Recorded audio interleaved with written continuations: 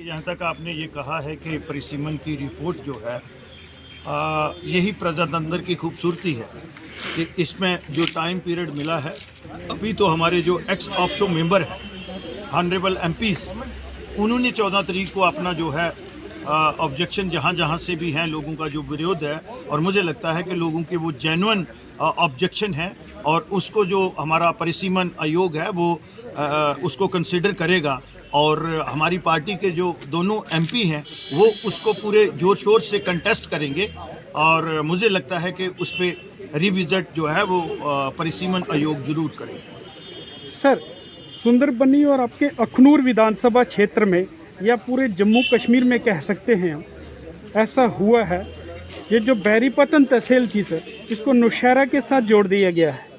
वो विवादों वाली तहसील थी, पहले भी उसका कुछ निर्णय नहीं हो पाया, क्या कहेंगे? देखिए, बैरीपतन का जो है वो जायज़ डिमांड है, जहाँ जितने भी परम आदरणीय नेता जो हमारे बहुत ही वरिष्ठ नेता हैं भारतीय जनता पार्टी के, उन्होंने एक मुझे लगता है आधी सदी जो है वो भारतीय जनता पार्टी को दी है, जब बहुत मुश्किल वक्त, क्योंकि हमने तब ये लोग अपोजिशन में होते थे तो जो हम लोग देखते थे कि इनकी कार्यप्रणाली क्या है और किस तरह से ये अपनी पार्टी को जो है और अपनी विचारधारा से जुड़े हुए हैं, तो मुझे लगता है कि वहाँ एक नेचुरल टेरिटरी बनती है, बाउंड्री बनती है। नदी के इस पार और उस पार इन्होंने एक मुझे लगता है मेमोरेंडम भी बनाया है, और कल ये ऑनरेबल मेंबर पार्लियामेंट को भी मिलने जा रहे हैं।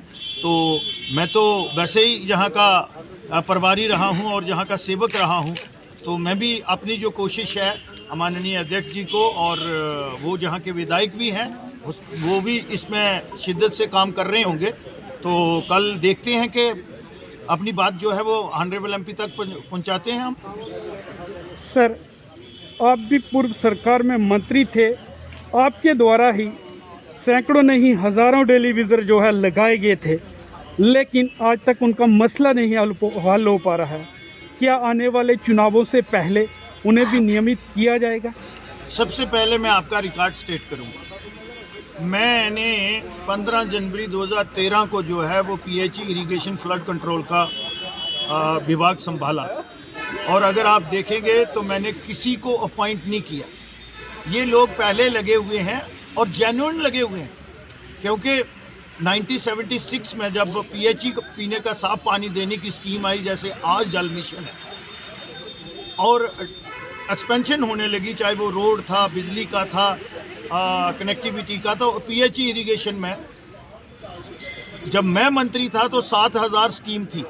7000 स्कीम को चलाने के लिए अगर 10 आदमी भी एक स्कीम पे लगाएं मिनिमम, तो 70,000 मैन पावर चाहिए थी, और था 23,000, और 23,000 जो था, 16,000 जो था जम्मू डिवीजन में, और 7 वहाँ पे 23,000 जो था वो पीएचई में था।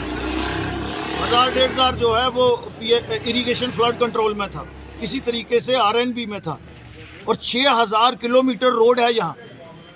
अगर आप 3 किलोमीटर पे, आपको पता होगा, आप अगर जानते होंगे, एक बेलदार होता था रोड को साफ करने वाला, 3 किलोमीटर उसको दिया, तो 18,000 आदमी वहाँ चाहिए। तो मैंने वो काम किया था, उस कमेटी का मैं मेंबर भी था, लेकिन कुछ बातें ऐसी आ गई, हमारे लोग जो हैं आगे चलते जाते हैं, पीछे वाले को करेक्ट नहीं करते हैं, और कश्मीर वालों ने 11,000 जो है उनमें से परमानेंट कर लिया, मेरे से पहले जो मंत्री था। सर भाई, एक बड़ा कारण था जब आपने रिजाइन दिया था जी। अपने मंत्रिमंडल से। नहीं, उसका कारण ये था कि जम्मू के जो मंत्री थे, मुझे कश्मीर वालों पे कोई गिला नहीं है। मेरे साथ एक लेह का मंत्री था, और जम्मू के जो मंत्री थे उन्होंने मेरा सहयोग नहीं किया था कि ये क्रेडिट श्यामलाल को चला जाएगा 61,000 का। मुझे वो गिला था। मैंने कहा फिर ऐसे साथियों के साथ 2 बार मैंने ऐसे किया था। एक बार जब डिस्प्लेस पर्सन रिफ्यूजियों का पैकेज मैंने करवाया था, उस समय भी रिज़ाइन दिया था, और उस समय मैंने इसलिए दिया था कि इन लोगों के साथ काम क्यों करूं, जो गरीब आदमी, और लगाए भी ज़्यादा सबसे उन्हीं लोगों ने थे। एक स्कीम पे 45 भी लगाए हुए थे, और मैंने फिर भी वो जस्टिफाई किए, उनको रैशनलाइज किया बेचारों को। आधे तो लोग जो हैं उनमें से मर भी गए। ये गुनाह है, ये पाप है। तो मैंने कहा मैं क्यों मंत्री बन के रहूं, और फिर मैं जब रिज़ाइन दिया उसके बाद दफ्तर नहीं गया था, ये भी आपको बता देता हूँ। सर, जम्मू के लिए अब जंग जारी रखेंगे, ये आश्वस्त करते हैं आप जम्मू के लोगों के लिए? मेरा पॉलिटिक्स का ऑब्जेक्टिव जो है वो पद और पोस्ट नहीं है।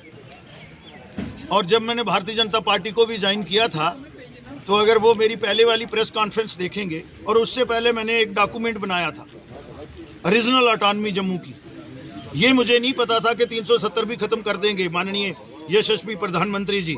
ये कहते थे टूट ही नहीं सकती, लेकिन वो उससे भी आगे गए। मैंने कहा था कि जम्मू का वालों का हक और उनका मान सम्मान, मुझे कोई पद पोस्ट नहीं चाहिए। अगर वो मेरी आप देखेंगे, मैंने सब साथियों के साथ बैठ के किया कि मैंने आप लोगों के साथ काम करना है।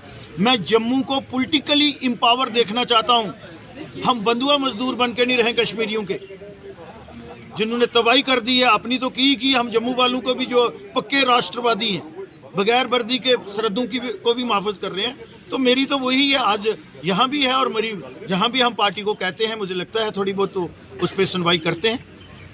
सर, ये जो 2 साल से सुजमा में एक भर्ती हुई थी, लेकिन उसका रिटन टेस्ट अभी तक नहीं हुआ, बच्चे प्रदर्शन कर रहे हैं, युवा, कहीं कोई सुनवाई नहीं हो रही है, क्या कहेंगे आपकी? देखिए, कुछ जगह पे जो है, जो माननीय लेफ्टिनेंट गवर्नर साहब हैं, उनके पता नहीं नोटिस में है या नहीं है, बट ब्यूरोक्रेसी के जो डिसीजन है, और मेरे एक साथी ने, और बहुत वरिष्ठ साथी ने, और लाल उमनरी अभिनव शर्मा जी जो हमारे स्पोक्स पर्सन ही हैं, भारतीय जनता पार्टी के स्पोक्स पर्सन है, एथोराइज स्पोक्स पर्सन है, उन्होंने ये बात कही थी। वो बहुत ही अच्छे बुकला हैं।